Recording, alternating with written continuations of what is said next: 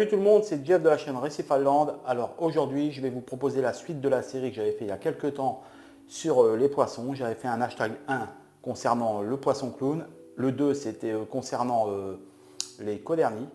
Et ce soir, j'ai décidé de m'attaquer au chirurgien jaune.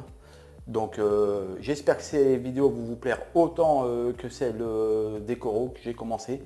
J'ai eu de très bons retours, je vous remercie d'ailleurs. Et je vais essayer d'alterner un épisode coraux dur, un épisode poisson, un épisode coraux mou, ainsi de suite pour un peu varier les plaisirs. Donc profitez bien de cette vidéo. Voilà le chirurgien jaune. Sous son nom latin, le Zebrazoma flavescens. Il faut savoir que c'est un poisson qui peut mesurer à la taille adulte 20 cm, mais les mâles sont toujours en général plus grands que les femelles. Ils ont la faculté de posséder un long museau, ce qui leur permet, dans nos aquariums comme dans leur milieu naturel, de manger les algues vraiment profondément dans les pierres vivantes. Et il y a aussi une épine blanche, comme on peut voir, à côté de la queue, que l'on nomme aussi parfois le scalpel blanc. Alors dites-moi, demandez-moi pas pourquoi, je ne sais pas, mais voilà, on appelle ça le scalpel blanc.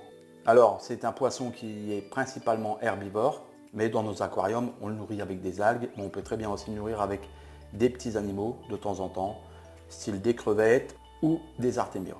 Mais il faut savoir que son régime prioritaire, c'est vraiment un alguivore.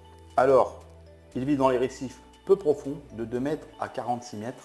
Son habitat naturel, l'océan Pacifique, le long de la côte ouest hawaïenne, l'océan Indien et la côte est japonaise. Donc voilà, je vous apprends quelque chose en même temps que je l'apprends parce que je ne savais pas du tout qu'on pouvait trouver cette espèce dans les côtes japonaises.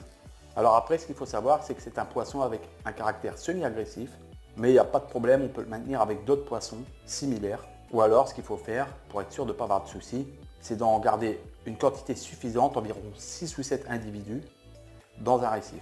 Alors je vais vous citer là les poissons avec lesquels il s'entend le mieux. Il s'entend très bien avec des apogons fleurieux, les grands clowns, les rascasses ou encore des anguilles. Mais aussi, il peut s'entendre avec des chirurgiens différents, comme les hépatus, les Acanthurus Achille. Alors maintenant, je vais vous dire un peu ce qu'il faut pour qu'il soit bien chez vous, dans votre bac. Donc il faut déjà un minimum de volume de 300 litres, où il nagera dans la partie inférieure à centrale. Alors en prorata, je vais vous donner les paramètres, mais il faut savoir que pour maintenir cette espèce, il vous faut une température de 23 à 28 degrés, un pH de 7,5 à 8,5, une densimétrie de 1021 à 1026. Donc voilà, cette vidéo touche à sa fin, toujours un petit format. Donc pourquoi je fais des petits formats? Parce que je préfère cette méthode-là que faire une vidéo de 11 ou 20 minutes et qui n'a pas d'intérêt.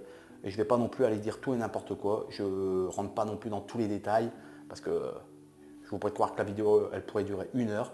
J'essaie vraiment de minimiser, mais minimiser le plus important pour vous renseigner le mieux possible. Je vous dis à très vite pour le hashtag 2 des coraux, certainement mercredi. Et je vais essayer d'être assidu pour faire le mercredi et le samedi une sortie vidéo. Donc là, ce sera le corail mou mercredi.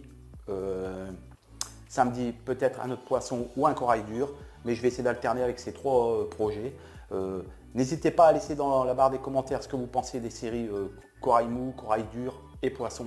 Donc portez-vous bien, à très vite sur la chaîne Récif Land. Je vous dis bye bye.